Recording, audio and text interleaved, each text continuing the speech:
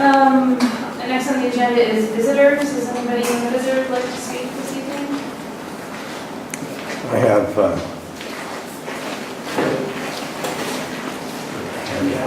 you. Is it an inch away from reaching? Is that what I Inch and a half, I think, was the top. Yeah.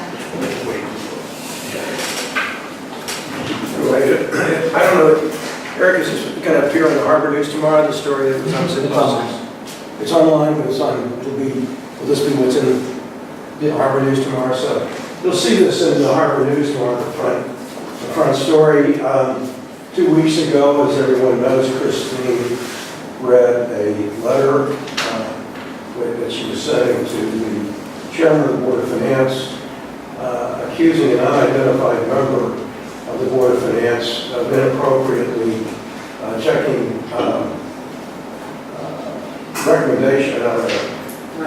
references of a candidate.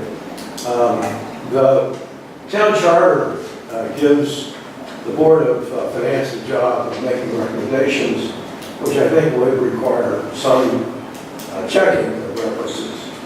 Secondly, I think if you read the Code of Ethics, I think you'd be hard pressed to find something in the Code of Ethics that is actually breached. If you look at page 5 of the Code of Ethics, which is attached, section 7A1 and B6, you'll find that any such charges are supposed to be held confidential until the Ethics Board finds probable cause. So if there's been a breach of ethics, it might be making these charges public. You make the charges public, but calling them a breach of ethics, I think, is a breach of ethics. So you will find video of the reading of the letter, video of the Board of Finance meeting that followed that. There was an executive session, which obviously could be video. And some of the anger that came out of that meeting, that tonight I guess you'll be replacing the chairman of the Board of Finance, partly as a fallout from that. All that said, I think that the letter implied guilt on the part of someone without naming them, and it really charges everybody, in fact, on the Board of Finance of inappropriate behavior. And for that reason, I believe that you owe the Board of Finance an apology. Thank you very much. I'd like to make a quick comment in regards to Mr. Carter's thoughts here and Eric's, Eric O'Connell's article, and I thought Eric did a phenomenal job. I thought it was objective and informative, and I think he does a terrific job reporting there. He's putting things that I wish weren't in there, but it's always fair and balanced, and I think he does a phenomenal job, and I think he put the facts out there in a way that he didn't name names. He didn't even allude to the gender of whoever, whatever was happened here. And I think he deserves credit for illuminating a topic that a lot of people are talking about. And also, I think there might be some confusion on something that Mr. Carr said about who actually gets to select the director of finance. And I have been on many committees in my tenure in the town to select principals, zoning enforcement people. I can't even think. I've been on many committees, selection phase, and the process is always that the panel on the selection committee represents various factions in town. We look at the applications that come in, you narrow it down. That committee does the background checking, does the background work, and they arrive at their conclusion. And that conclusion is presented to the organization or to the commission or to the department for their perusal and hopefully their approval. And that happened with this episode 2 weeks ago. The Board of Finance did approve the person that had been vetted and had gone through the process. So after that fact, for an individual to take matters into their own hands was inexplicable. I've never seen that happen before. And maybe there's some misunderstanding of the language in the charter of how these things happen, but it has always been thus, that there's a selection committee, they do the work, they do the vetting, they do the research, they do the background, they offer up the best candidate, and generally, that candidate is approved. As I had a personal conversation with a member of the Board of Finance, and I said, well, so we hire a CEO. Are the 9 members of the Planning and Zoning Commission supposed to pick up the phone and pull all the references that was listed? It's not how it's done.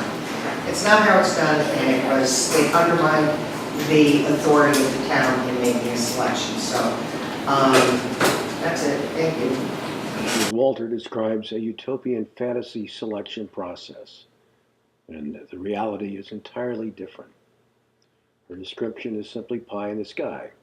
But let's start with a little Clinton history. Clinton's first professional full-time finance director was hired by First Selectman Jim McCusker in 1996. Rosemary Faulkner, later Hanson, served 14 years until 2010, when she moved to a similar position with the Oxford School District.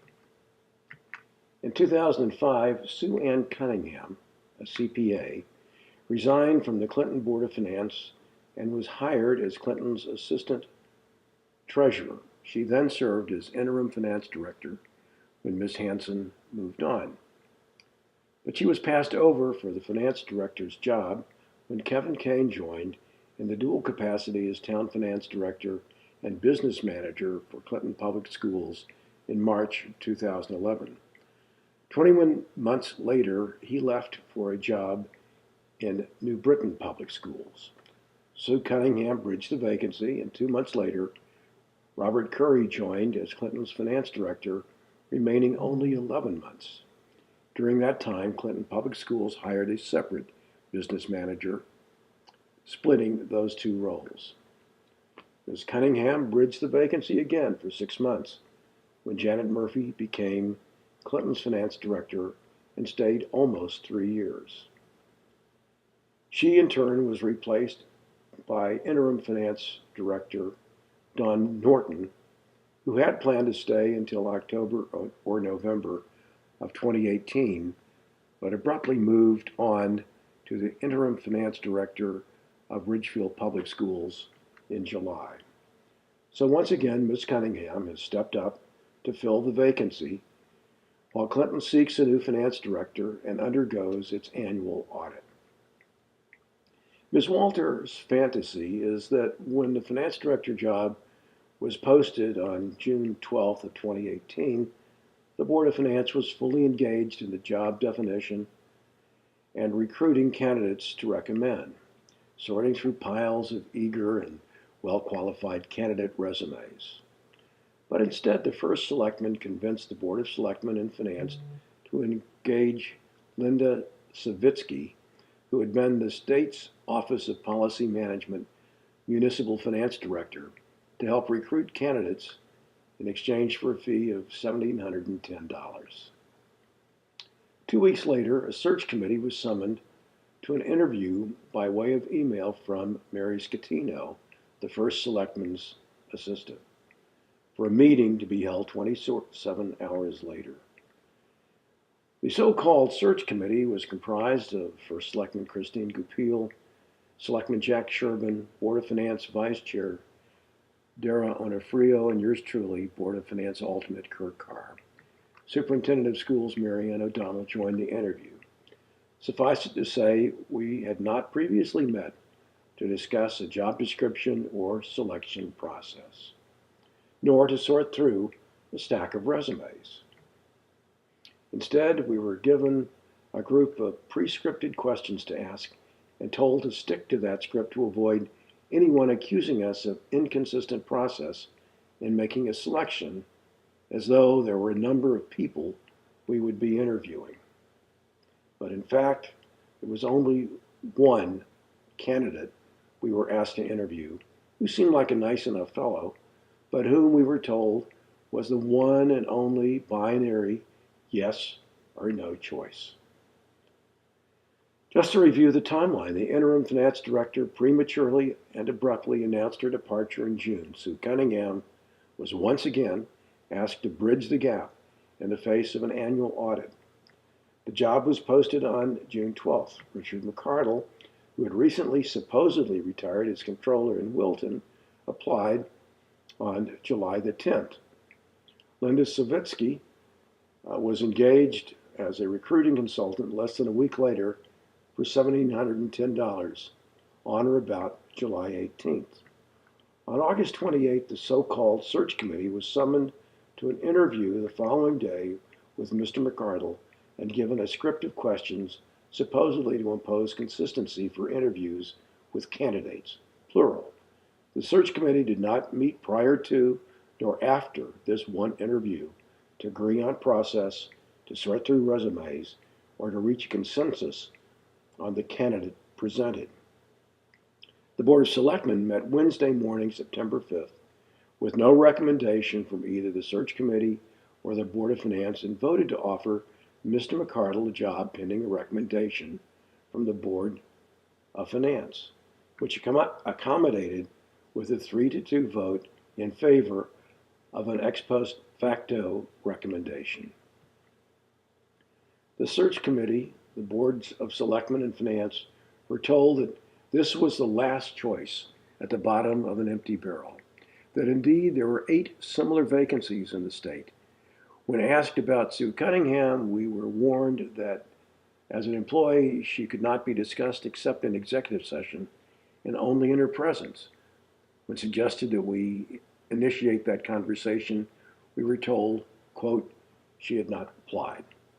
With 8 vacancies in the state, with an employee with CPA credentials and 18 years of service, who has repeatedly and successfully bridged vacancies as the interim finance director, isn't there a real threat that she might jump to fill a vacancy in another town? Does bringing a new finance director with less credentials from Fairfield, Connecticut, make any sense at all? In the meantime, Mr. McCardle withdrew supposedly because someone, unnamed, on the Board of Finance checked some of his references. That doesn't make much sense. So here we are, back where we started. Weeks have gone by, and the so-called search committee has not been convened to explore where we go from here. There is no process to fix, and as long as Ms. Walter and others remain in denial, there is little chance of a better outcome. This presentation researched, written, narrated, and produced by Kirk Carr, the Kirkster.